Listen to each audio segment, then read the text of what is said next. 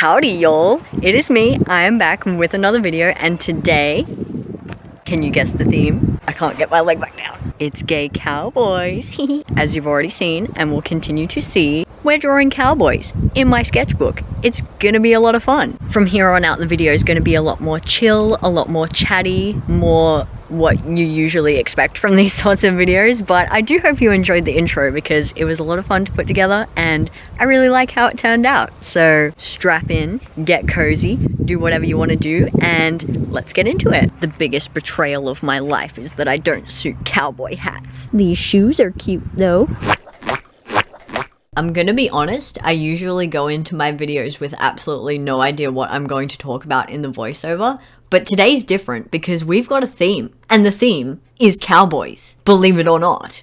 I still don't have a script or anything like that, so it's gonna be rambly, but I want to use this as an excuse to talk about movies, because I am obsessed with movies, and I watch a shit ton of movies. And one of my favorites at the moment just so happens to be a cowboy movie. And it's honestly a really underrated movie. That's why I'm so excited to talk about it. This ain't your Clint Eastwood or your John Wayne or any of those guys that we've all heard of. We've all seen their movies, whatever. I'm talking about a little old movie released in the year 1990, and it is called Quigley Down Under. Bear with me here, I know the title sounds shit. When I first saw it, I thought it has to be like the sequel to some shit cowboy movie, whatever.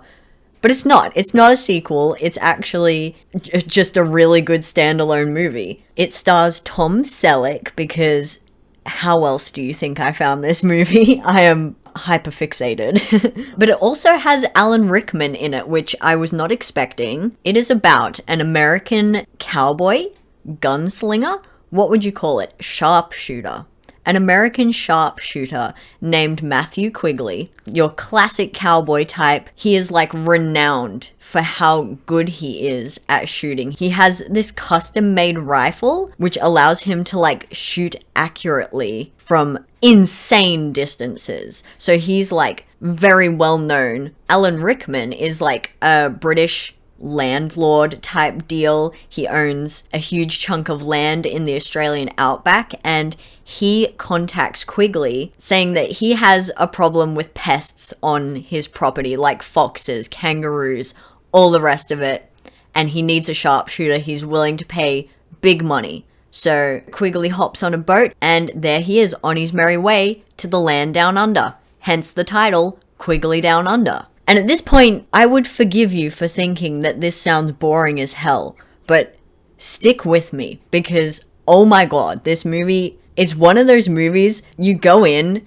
not expecting much, and you come out like, oh my god. Oh my god. So I would recommend, if you want to watch this movie without knowing the twist, to be fair, the twist comes in first 10 minutes of the movie. I'm not spoiling much, but if you want to go in completely blind, stop watching this video now, go watch Quigley Down Under. But if you don't mind slight spoilers, or you don't think you're going to watch it, or you're just happy to listen to me ramble, then feel free to continue. So Quigley arrives in Australia, in the outback, in the middle of nowhere, and he meets with Alan Rickman.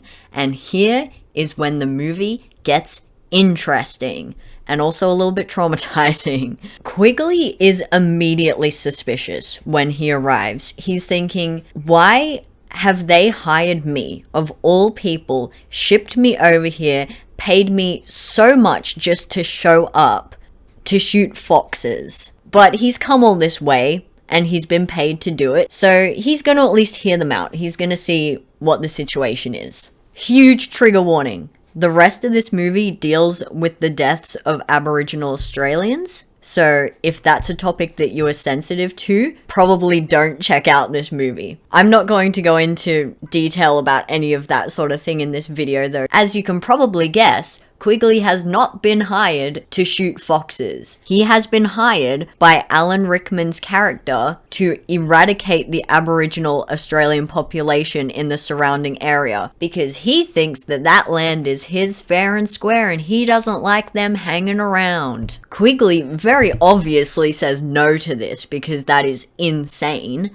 and Alan Rickman's character really isn't happy about that, and he can't have this information getting out. So he and his cronies get together and they dump Quigley in the middle of the desert and leave him to die. And this is like 10 minutes into the movie. I'm not going to sit here and tell you what happens throughout the entire movie because I don't want to spoil it for you. It's really worth watching. But like, as you can tell, it just got interesting. This is not your average cowboy movie. While Quigley is in the desert, fighting for his life, trying to get out of there, he runs into the local Aboriginal tribe that he's just been asked to kill. They take him in, they take good care of him, they nurse him back to health, and he stays with them for what seems like a number of weeks. It's not just a case of giving him food and water and he's on his way. They sort of exchange skills and information. So like they teach Quigley how to live off the land and he teaches them the more stereotypical cowboy skills of like, here's how to tie a lasso, maybe you can use it to help you hunt.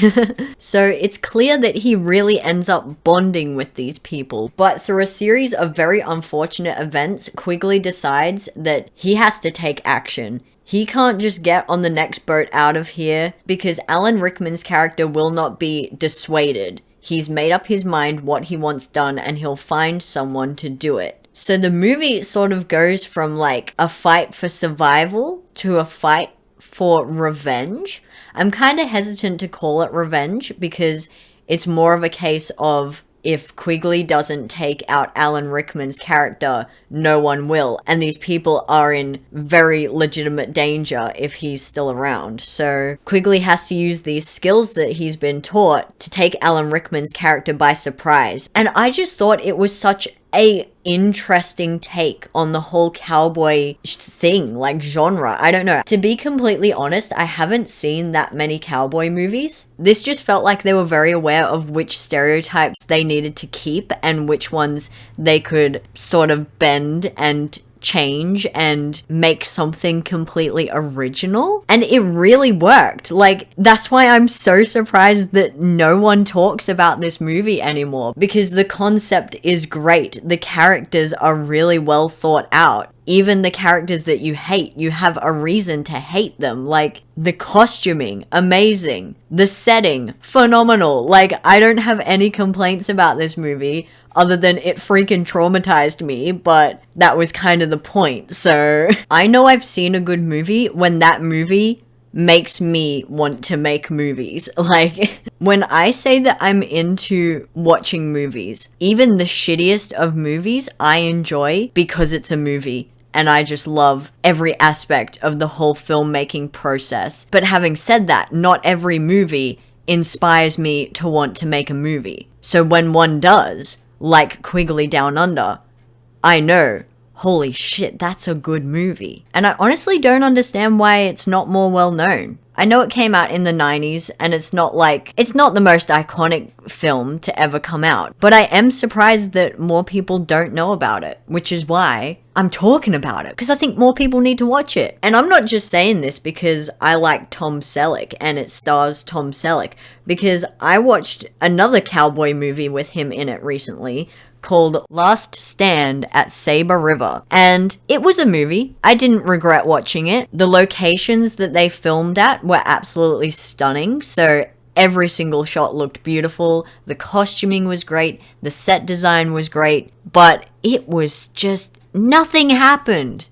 Nothing happened. It was set in the US. It was very Civil War focused, and as someone who grew up in Australia, you know, we get taught the general gist of it. So like, I understood what was going on in the movie, but it just was not as engaging as Quigley Down Under. And that could be a little bit of bias on my part because I'm Australian and it's set in Australia. But I just think story-wise and character-wise, everything in Quigley Down Under worked a lot better than Last Stand at Sabre River. As beautiful as Last Stand at Sabre River was, it did drag on, and it only just got interesting in the last 15 minutes because that's when they brought in the twist. And I really do feel like if they had done that half an hour earlier, they would have a lot more of an interesting movie. So if you're in the mood for a cowboy movie starring Tom Selleck, I know, very specific, go for Quigley Down Under. Believe it or not, it is relevant to today's drawing because it inspired me to draw my characters Adair and Emilio as cowboys, because being that I'm Australian, most of my characters are Australian too. And before watching Quigley Down Under, I liked cowboys. I liked the cowboy aesthetic, but because the Wild West is very US focused, that's literally where the Wild West is, it kind of felt a little bit weird drawing my Australian characters as American cowboys. So I was like, oh, okay, whatever. I might draw them in some cowboy outfits one day, who knows. But after watching Quigley Down Under, it sort of clicked for me that, hey, I can draw my Australian characters as Australian cowboys. Who'da thunk it? I sound really stupid for not figuring that out myself, but all it took was a good movie to inspire me, so I'm fine with it.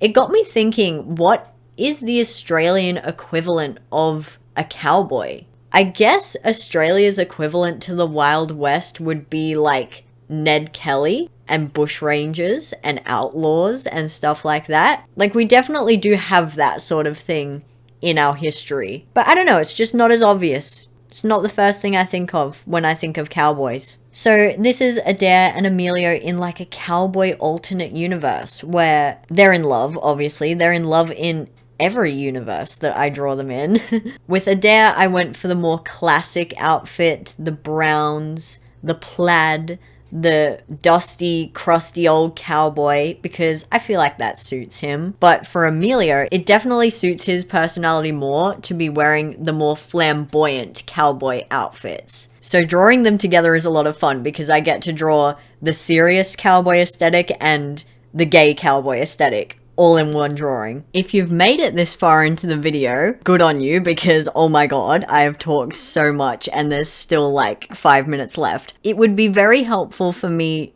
to know if you find me talking about movies interesting, because as I said at the start, I watch a lot of movies and I get hyperfixated on specific characters and actors and stuff like that all the time. So I'm constantly watching like tons and tons of old movies and forgotten movies, and sometimes just generally shit movies, but I enjoy 99% of them and I would love to talk about them more on my channel instead of like constantly bothering my friends and family by rambling for hours on end. So definitely let me know if talking about random movies you've never heard of is interesting, or if it's just really freaking boring and I should stick to talking about the art. I won't be offended either way, I just want answers. Definitely did feel good having a topic for this video though, because usually I go in completely blind, knowing that I need 20 minutes worth of voiceover, and all I can think to say is,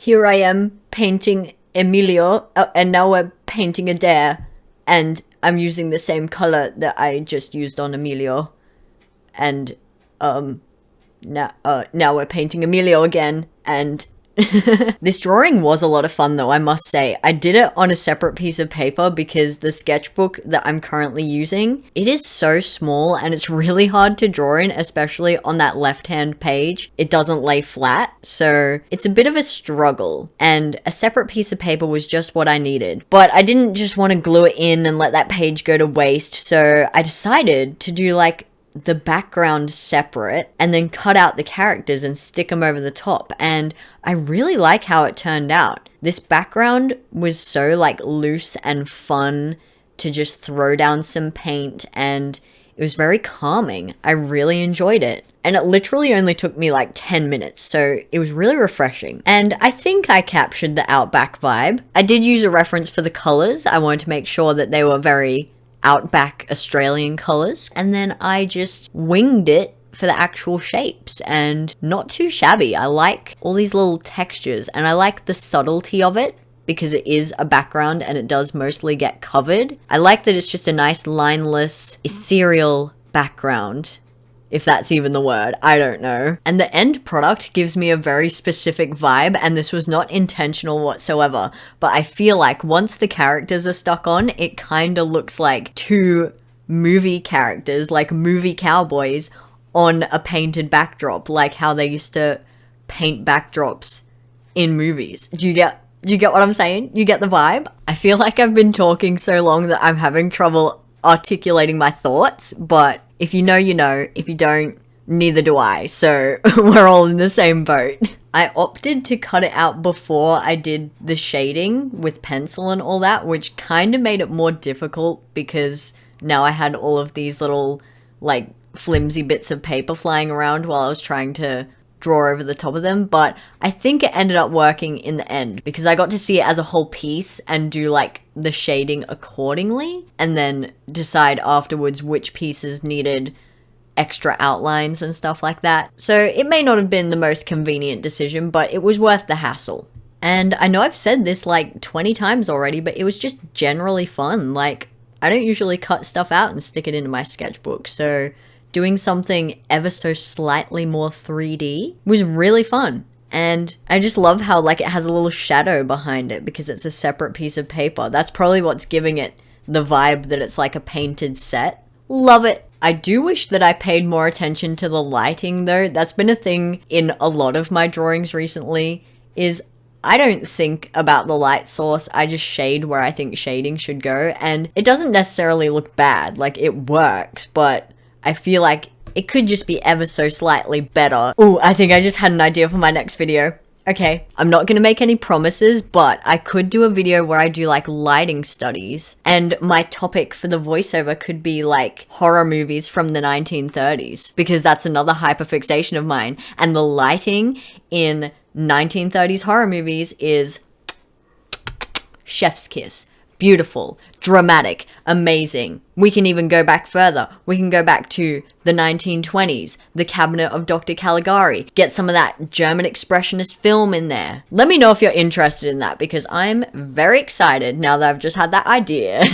But back to this video, we're just doing the final little details. Little outlines to just deepen that contrast, bring it all together. And this is the it's taking longer than I expected. This is the finished product. Yay! If you stuck around this long, thank you very much for watching. I hope you enjoyed this video. I certainly did. Don't forget to like, subscribe, and comment, and I will see you in the next video.